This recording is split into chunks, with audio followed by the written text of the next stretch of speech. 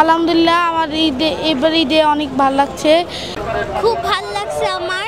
আমি এখন নামাজ থেকে বের হয়েছি, পরিবারের সাথে ঈদ করব সারাদিন। ভালো লাগছে, এই ফ্যামিলির সাথে পরিবারের সাথে সবাই আসছে মিল্লা ঈদের নামাজ পড়া। আজকে আমি বিভিন্ন জায়গায় ঘুরবো, খেলবো, এগুলো। আল্লাহু আকবার, আল্লাহু আকবার।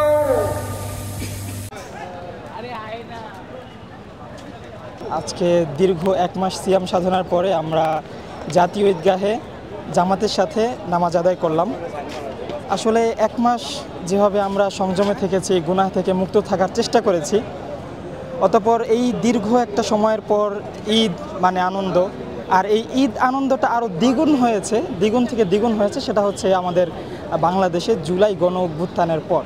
আল্লাহর কাছে অবশ্যই জাতির জন্য দোয়া চেয়েছি, বাংলাদেশ যেন সুন্দরভাবে এগিয়ে যেতে পারে, দেশের ভালো যেন হয়, শান্তি যেন থাকে, মারামারি হানাহানি যেন না হয়, সেটাই চাই। এইটাই মোনাজাতে বলা হয়েছে। সার্বিক পরিস্থিতি সত্যিকার অর্থে এটা মনের কথা যে আমরা অনেক ভালো আছি।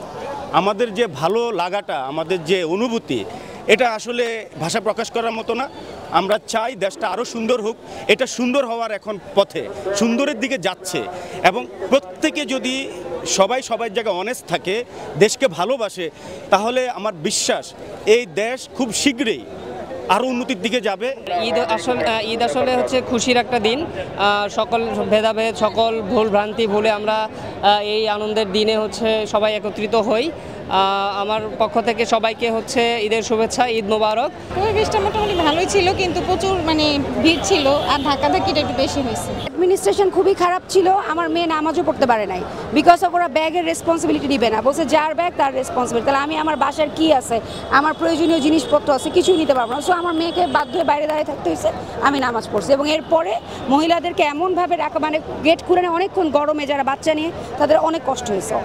একদমই অ্যাডমিনিস্ট্রেশন খুব খারাপ ছিল।